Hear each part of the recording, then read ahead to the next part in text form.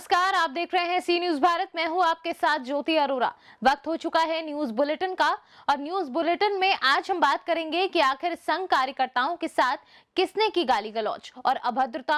और बेतिया जिले में विधानसभा प्रत्याशी अफसर इमाम ने वोटरों से क्या कहा। वहीं पीएम स्वनिधि योजना में भदोही नगर पालिका परिषद को देश में मिला कौन सा स्थान, ये सब जानेंगे विस्तार से। तो आइए नजर डालते हैं आज की खास खबरों पे। दीपावली त्योहार के मद्देनजर अवैध पटाखा बेचने वालों पर पुलिस प्रशासन ने कार्यवाही करना प्रारंभ कर दिया है। डीएम पीएन सिंह व एसएसपी बबलू कुमार के दिशा निर्देश में SP city Rohan P Botre और एडीएम सिटी प्रभाकांत अवस्थी के नेतृत्व में शहर भर में अवैध पटाखा बेचने वालों के खिलाफ छापामार कार्यवाही की जा रही है। लाइसेंस निरस्तीकरण की भी कार्यवाही की जा रही है। जो लाइसेंसदार हैं उनके स्टोरेज या दुकान जो आबादी के क्षेत्र में पाए गए हैं, उनके निरस्तीकरण की रिपोर्ट जो है जिलाधिकारी महोदय को प्रेषित कर दी गई है। अन्य जगहों की भी चेकिंग पुलिस और मजिस्ट्रेट के द्वारा किया जा रहा है ताकि कोई भी व्यक्ति अपने पटाखों या बारूद का भंडारण आबादी वाले क्षेत्र में न कर सके, न दुकानें हों, ना ही उनका स्टोरेज हो, ताकि किसी प्रकार की कोई घटना न हो। जैसी अभी शाहगंज में एक घटना हुई थी जिसमें कई हमारे एक व्यक्ति के ही परिवार के 4 लोगों की मृत्यु हो गई। इस प्रकार की घटना की पुनरावृत्ति न हो, जिसके लिए चेकिंग पुलिस और मजिस्ट्रेट के द्वारा जॉइंटली कराई जा रही है। साथ ही साथ पिछले 3 वर्षों में जिन जिन लोगों ने पटाखों की टेम्पररी या परमानेंट दुकान लगाई है, उन सभी के नाम की लिस्ट बनाकर उनकी भी वेरिफिकेशन कराया जा रहा है कि क्या वो किसी प्रकार का विस्फोटक अपने घर या अन्य जगह जहाँ पे वो लीगलाइज न हो वहाँ रखा हो, तो उनके विरुद्ध भी कठोर कार्रवाई की जाएगी। जो गुटखा विक्रेता होते हैं उनसे भी खतरा रहता है। मैंने आपको बताया कि जो आतिशबाजी की दुकान लगा छोटे बाजार, जो मैंने आपको बताया कि पिछले 3 वर्षों में जिन जिन लोगों ने टेम्पररी दुकान के लाइसेंस लिए हैं, उनकी भी सूची बनाकर चेकिंग की जा रही है। इस बार जो टेम्पररी दुकानें लगाई जाती हैं, उन जगहों को वेरीफाई करते हुए उनकी संख्या भी हम लोगों ने लिमिट की है ताकि जो सुरक्षित स्थान हो केवल वहीं पटाखों की दुकान लग सके और पर्याप्त सुरक्षा के साथ किसी प्रकार की जन हानि न हो, ऐसी व्यवस्था करने का प्रयास किया जा रहा है। आगरा से सीनू संवाददाता अनुज उपाध्याय की रिपोर्ट। बिहार नरकटियागंज विधानसभा के प्रत्याशी अफसर इमाम को वोट के सफर में वोटरों से हाथ मिलाकर यह कहते सुना गया कि जन अधिकारी पार्टी ही एकमात्र ऐसी पार्टी है जो बिहार में मुस्लिमों को टिकट बांट रही है। जिस बात को सुनकर और समझकर वोटर भी फूले नहीं समाते हैं, जिनको नीतीश कुमार इस बार के चुनाव में टिकट बंटवारे को लेकर अलग थलग कर दिया गया है। बहुत अच्छा। आपके पास अफसर इमाम आए हैं, पप्पू यादव के पार्टी से हैं, तो पप्पू यादव के कार्यकलाप को किस तरह से देखते हैं बिहार में? बहुत अच्छा। पप्पू यादव के नेतृत्व में बना है और बिहार और बिहारियों की बात करने वाला एक विकल्प दे दिया है। और इस जिला की बात है तो न ही लालू यादव ने एक मुसलमान को टिकट दिया है और न ही कांग्रेस ने किसी यादव को दिया है, न मुसलमान को दिया है। इस वाल्मीकि नगर क्षेत्र में अगर इस क्षेत्र में अगर कोई टिकट देने का एक मुसलमान का काम किया है तो पप्पू यादव ने टिकट दिया है और इंसाफ किया है। और पप्पू यादव ने गांव-गांव में जो नीतीश कुमार से खपा है, वो इस बार क्या कर रहे हैं, क्या सोच रहे हैं? क्या सोचे, इनके लिए हम लोग हैं, उनके लिए खफा है। हम लोग काम कुछ नहीं किए इसलिए। बेतिया से सीनू संवाददाता विपुल कुमार की रिपोर्ट। बोरदही क्षेत्र में अपने धर्म प्रचार प्रसार करने के लिए कार्य कर रहे संघ के लोगों के साथ अभद्रता का मामला सामने आया है। बताया जाता है कि ग्राम सेमरिया के संजू सेना ने सेवानिवृत्त हुए युवक द्वारा संघ के लोगों के साथ गाली गलौज की गई, जिससे आघात होकर ग्रामीण के पदाधिकारियों द्वारा उचित कार्रवाई के लिए थाना प्रभारी को ज्ञापन सौंपा गया।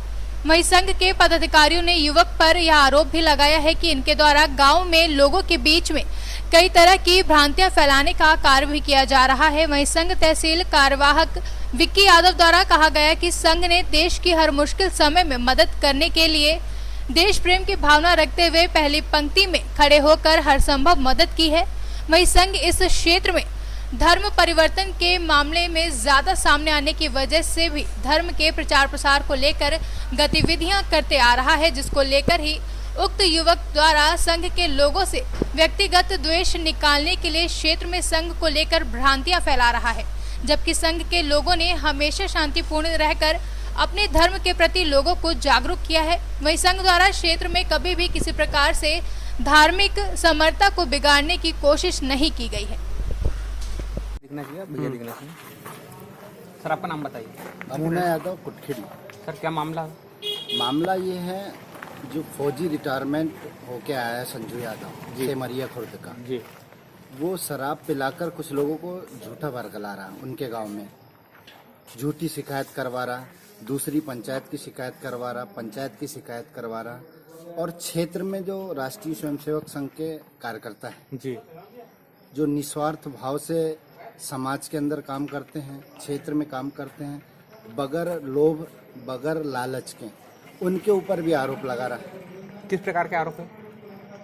सेमरिया गांव में शाखा चलती है प्रतिदिन जी, पूरे गांव के मोहल्ले के लड़के रहते हैं। उस शाखा में सिर्फ समाज एकजुट रहे, धर्म के प्रति जागरूक हों, समाज के वरिष्ठ लोग या समाज के सर्वमान्य जितने भी लोग हैं सबका सम्मान हो, सभी समाज एक साथ बैठ उठ करे, सभी समाज एक साथ बैठ के भोजन करे, ऐसा राष्ट्रीय स्वयंसेवक संघ के जो कार्यकर्ता हैं वो करते हैं। जी सर। तो उनको ये चीज़ बुरी लगती है। आप ये शाखा मत लगाइए, ये कहाँ का आरएसएस है, इसे बंद करवाइए, एक एक को जेल भिजवा दूंगा।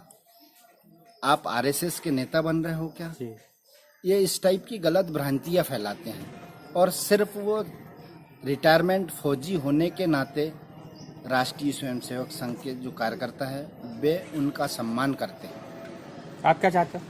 हम चाहते हैं कि पुलिस प्रशासन से वो निष्पक्ष जांच करे, वास्तविकता क्या है, उसके बाद उनके ऊपर कार्रवाई करें। बहुत बहुत धन्यवाद सर। बैतूल से सीनियर संवाददाता संदीप वाइकर की रिपोर्ट। प्रधानमंत्री स्वनिधि योजना में नगरपालिका परिषद भदोही ने दिए गए लक्ष्य से अधिक स्ट्रीट वेंडरों को लाभ पहुंचाकर देश में प्रथम स्थान प्राप्त किया है, जहां भारत के 3,932 टाउन में से भदोही को प्रथम स्थान मिलने पर नगरपालिका परिषद के अध्यक्ष अशोक कुमार जायसवाल काफी खुश हैं। बता दें, कोविड-19 में अपने रोजगार को खो चुके स्ट्रीट वेंडरों, खोमचा वाले, रेडी वाले और पटरी दुकानदारों को पुनः काम चालू करने के लिए केंद्र सरकार द्वारा प्रधानमंत्री स्वनिधि योजना की शुरुआत की गई थी, जहां योजना के तहत सभी को 10,000 रुपए का लोन दिया जा रहा है, जिसके लिए सभी स्थानीय निकायों को लक्ष्य दिया गया था। वहीं नगर पालिका परिषद भदोही ने लक्ष्य से अधिक स्ट्रीट वेंडरों को लाभान्वित कराने का काम किया, जिस पर भारत के 3,932 टाउन में भदोही नगर पालिका परिषद को प्रथम स्थान मिला है। भदोही नहीं बल्कि पूरे प्रदेश में गरीबों को देखते हुए, जैसे वेंडर्स, जैसे फुल्की, चाट आदि मोटी वगैरह जो भी हो, उसको गवर्नमेंट देखते हुए सरकार, हमारी मोदी सरकार ने एक योजना निकाली है। उस पर क्या कहेंगे आप? भदोही की जनता को क्या लाभ पहुँचा नगर पालिका के माध्यम से? प्रधानमंत्री स्वनिधि योजना हमारे देश के यशस्वी प्रधानमंत्री नरेंद्र मोदी ने योजना निकाली है। कोविड-19 को देखते हुए महामारी में आदमियों को बहुत परेशानी हो गई थी, गरीब आदमियों को, उसको देखते हुए 10,000 रुपये का लोन दिया है। और गरीब आदमियों को जैसे इसमें खुमचा, रेवड़ी, सब्जी, फल, सब फुटपाथ वालों को ये सहयोग राशि है कि उनको बिजनेस मिल जाए। अब तक भदोही के इससे उनको तरक्की मिली। अब तक भदोही की जनता कितनी नगर पालिका से? हमारे यहाँ भदोही नगर पालिका का परिषद का लक्ष्य 2839 दिया गया था, जिसमें हमने 3104 आवेदन पत्र मेरे ऑनलाइन हुए हैं और 2413 की स्वीकृति हो गई है। 1734 आदमियों के खाते में पैसा जा चुका है।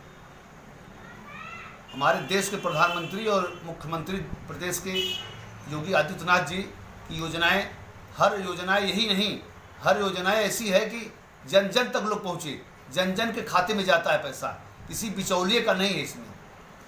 और जैसे प्रधानमंत्री आवास हो गया, प्रधानमंत्री आवास में मलिन बस्ती में, मुस्लिम अल्पसंख्यक बस्ती में सबको एक तरफ से दिया गया है। किसी को नहीं ऐसा कि जो कि बगल जो पात्र हैं उनको दिया गया है। भदोही से सीनियर संवाददाता खुर्शीद की रिपोर्ट।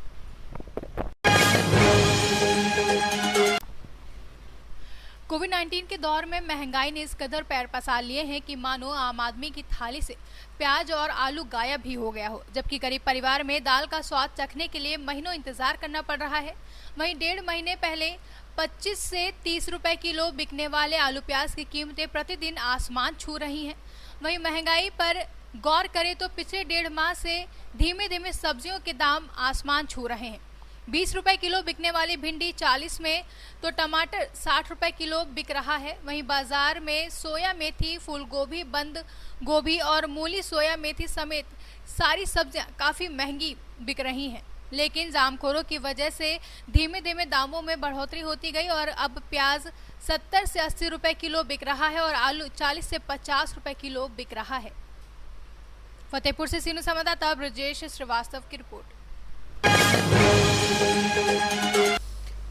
गुरुवार दोपहर बालूमाथ प्रखंड स्थित दुर्गा मंडप के बगल में रखे खाली जगह पर रखे पुराने टायर में भीषण आग लग गई, जिससे लगभग 1 घंटे तक अफरा तफरी मची रही। मौके पर बालूमाथ थाना प्रभारी राणा भानु प्रताप सिंह, एसआई दीपक नारायण सिंह ने अपने दलबल के साथ घटनास्थल पर पहुंचकर आसपास के इलाकों को खाली करवाया। लातेहार से सीनियर संवाददाता मोहम्मद अरबाज की रिपोर्ट। देश में राष्ट्रीयता की धारा प्रभावित हो रही है। आज पूरे विश्व में नरेंद्र मोदी ने भारत का मान और सम्मान बढ़ाने का काम किया है। बिहार में इस बार एनडीए की सरकार औद्योगिक नीली श्वेत व कृषि क्रांति पर कार्य करेगी। अब हर मेडिकल व इंजीनियरिंग कॉलेज में हिंदी भाषा में पढ़ाई होगी, जिससे बिहार के छात्रों को मेडिकल व इंजीनियरिंग की पढ़ाई करने में अंग्रेजी भाषा को लेकर दिक्कत का सामना नहीं करना पड़ेगा। कोविड-19 से बचाव को लेकर वैक्सीन का मुफ्त में टीका बिहार वासियों को ही सबसे पहले मुफ्त में दिया जाएगा। उक्त बातें मधुबन स्थित श्री कृष्ण गौशाला में मैदान में चुनावी सभा को संबोधित करते हुए केंद्रीय गृह राज्य मंत्री नित्यानंद राय ने कही। मोतिहारी से सीनियर संवाददाता सतीश मिश्रा की रिपोर्ट। पवई नगर के युवा समाज सेवियों ने पवई डिवीजन एवं वितरण केंद्र सिमरिया में कृषि सीजन की शुरुआत के समय ही अनियमित कटौती एवं लो वोल्टेज की समस्या को लेकर विद्युत मंडल कार्यालय पवई पहुंचकर ज्ञापन सौंपा। उन्होंने कहा कि हम सभी के द्वारा इन सभी समस्याओं को लेकर पूर्व में भी हमने ज्ञापन के माध्यम से अवगत कराया था, जिससे किसानों की समस्याओं को समय रहते ठीक किया जा सके, लेकिन विभाग की उदासीनता के चलते समय पर काम नहीं किया गया। तो आप लोगों ने ज्ञापन सौंपा ही, हमारी समस्या आ रही करीबन 1 हफ्ते 10 दिन से सिमरिया क्षेत्र में खासकर आ रही है, क्योंकि क्या है एक ही फीडर है 33 kV का, जिसमें 4 सब स्टेशन है सिमरिया वितरण केंद्र के अंदर। तो अभी रबी सीजन में जो लोड बढ़ा है उस कारण से वोल्टेज की समस्या आ रही है। लोड मैनेज करने के लिए ये थोड़ी लोड शेडिंग करनी पड़ रही है। और क्या है, अभी हमारा नया प्रस्तावित एक सब स्टेशन है 33/11 kV सब स्टेशन को रहना, जो कि इस हफ्ते में संभवतः और मतलब पूरी कोशिश में है हम लोग कि इस हफ्ते चालू हो जाएगा। तो काफ़ी लोड इस फीडर का उस सब स्टेशन में शिफ्ट हम करने वाले हैं, जिससे कि ये जो अनियमित कटौती और वोल्टेज वाली समस्या है वो निराकरण हो जाएगी। बाकी दूसरा जो आपको पॉइंट है कि ट्रांसफार्मर कम क्षमता के लगे हैं और इस कारण से बार बार जल रहे हैं और किसानों को उससे समस्या हो रही है। इसके लिए भी हम लोगों ने उच्च कार्यालय को प्रस्ताव भेजा है, जिसमें करीबन 40-50 ट्रांसफार्मर जिनकी क्षमता वृद्धि 25 के हैं उनको 63 की करने की, जो 63 के हैं 100 करने की प्रस्ताव भेजे हैं और उस पर विचार ही चल रहा है। बार बार हम लोग उसको फॉलोअप भी कर रहे हैं। जैसे ही उनमें वहाँ अनुमोदन अप्रूवल मिल जाता है तो विदिन 1 वीक हम जितने भी ट्रांसफार्मर ये छोटी क्षमता के लगे हैं वास्तव में वहाँ लोड है। कई हमारे चिन्हित ऐसी जगह हैं, ग्राम हैं, जहाँ बार बार ट्रांसफार्मर कम क्षमता के लगे होने के कारण चल रहे हैं। तो अगर हमें अनुमोदन मिल जाता है। सिमरिया क्षेत्र में लगातार वोल्टेज की कमी और हर ग्राम में ट्रांसफार्मर, अधिकांश ग्रामों में ट्रांसफार्मर जले हुए हैं और कई ग्रामों में कम क्षमता के ट्रांसफार्मर लगे हुए हैं। जहाँ 25 का है वहाँ 63 का, जहाँ 63 का है वहाँ 100 के ट्रांसफार्मर लगाने के लिए आवेदन दिया है। और जो अवैध कटौती हो रही है उसके लिए ज्ञापन दिया है, जिसमें डी साहब के द्वारा, जो यहाँ के डी हैं उनके द्वारा बोला गया है कि 5 दिन के अंदर इसका निराकरण किया जाएगा। और जो सिमरिया क्षेत्र में वोल्टेज की समस्या किसानों को आ रही है उसमें पुराना फीडर जो सब स्टेशन चालू हो रहा है उसको 5 दिन के अंदर चालू करके और उसका निराकरण करेंगे। पन्ना से सी न्यूज़ संवाददाता विजय दुबे की रिपोर्ट। प्रयागराज जिले के मिर्जा थाना क्षेत्र अंतर्गत कोहडार पुलिस चौकी के समीप देर शाम लापता मोबाइल शॉप संचालक की अज्ञात हत्यारों ने गला रेत कर हत्या कर दी, जहां सुबह शव मिलने से इलाके में हड़कंप मच गया। प्राप्त जानकारी के अनुसार श्रीकांत पटेल की कोहडार बाजार में मोबाइल शॉप व टेनिस शाखा की दुकान है, जहां बुधवार शाम वह दुकान बंद करके घर निकला था, लेकिन घर नहीं पहुंचा, जिसके बाद परिजनों ने संभावित स्थानों पर खोजबीन की, लेकिन कोई पता नहीं चला। वहीं थाना प्रभारी मेजा ने बताया कि गुरुवार की सुबह मृतक के पिता ने कोतवाली में तहरीर देकर गुमशुदगी की रिपोर्ट दर्ज कराई थी, लेकिन दोपहर में श्रीकांत पटेल का शत शव एनटीपीसी कोहडार के पास मिलने से हड़कंप मच गया, जिसकी सूचना मिलने पर उप जिलाधिकारी रेणु सिंह, सीओ डॉक्टर भीम कुमार गौतम सहित भारी संख्या में पुलिस फोर्स मौके पर पहुंच गई, जहां शव को कब्जे में लेकर पोस्टमार्टम के लिए भेज दिया गया है और पुलिस आगे की जांच पड़ताल में जुट गई है। प्रयागराज से सीनियर संवाददाता मंगला प्रसाद की रिपोर्ट। शिवपुर में आज आदिवासी महिलाओं ने विधायक प्रतिनिधि सिराज दाऊद के नेतृत्व में जनपद पंचायत में पहुंचकर जनपद सीओ को ज्ञापन दिया, जहां इस दौरान करीबन 5 गांव के महिलाएं, जिसमें गिलास, गुरनावदा, ज्वालापुर समेत कई गांव के महिलाएं मौजूद थीं। वहीं उनको पोषण आहार के लिए जो 1000 रुपए सरकार देती है, वह 7-8 महीनों से उनके खाते में नहीं आ रहा है, जिसकी शिकायत वह कई बार सरपंच और सेक्रेटरी समेत कई अधिकारियों से भी कर चुकी हैं, लेकिन उनकी कोई सुनवाई नहीं की गई, जिसके चलते आज सभी महिलाओं ने जनपद पंचायत में पहुंचकर अपनी मांगों का ज्ञापन सौंपा है। शिवपुर से सीनियर संवाददाता शिवम गोयल की रिपोर्ट। खबर मध्य प्रदेश के उमरिया से है, जहां ईद मिलादुन नबी की पूर्व संध्या पर उमरिया कोतवाली परिसर में शांति समिति की बैठक आयोजित की गई, जिसमें उमरिया अनुविभागीय अधिकारी अनुराग सिंह, तहसीलदार दिलीप सिंह तथा थाना प्रभारी ज्ञानेंद्र सिंह सहित गणमान्य नागरिक उपस्थित रहे, जिसमें ईद मिलादुन नबी का त्योहार शांति प्रिय तरीके से मनाए जाने पर चर्चा हुई। नबी का एक पर्व है, इसके संबंध में शांति समिति की बैठक का आयोजन किया गया। उनसे सभी जो हमारे मुस्लिम समाज के लोग हैं, उनसे कार्यक्रम प्राप्त किया गया है कि इस प्रकार से उनका आयोजन किया जाना है और शासन की जो गाइडलाइन है उसका पालन जो है प्रशासन अपने स्तर से करेगी और शांतिपूर्वक त्यौहार मनाया जाए, इस संबंध में हम लोगों की चर्चा होगी। शांति समिति की बैठक का आयोजन किया गया है और जिसमें दोनों समुदाय के गणमान्य नागरिक उपस्थित हुए हैं और सबसे शांतिपूर्वक ईद मनाने की अपील की गई है। साथ ही शासन द्वारा जो कोविड-19 के संबंध में गाइडलाइन जारी की गई है उसका भी पालन करने के लिए समझाइश दी गई है। हमारे एसडीएम उमरिया और तहसीलदार साहब उमरिया उपस्थित रहे। उमरिया से सी न्यूज संवाददाता केजी पांडे की रिपोर्ट। फिलहाल इस वक्त के न्यूज बुलेटिन में बस इतना ही। देश और दुनिया की तमाम बड़ी खबरों के लिए आप देखते रहिए सी न्यूज भारत।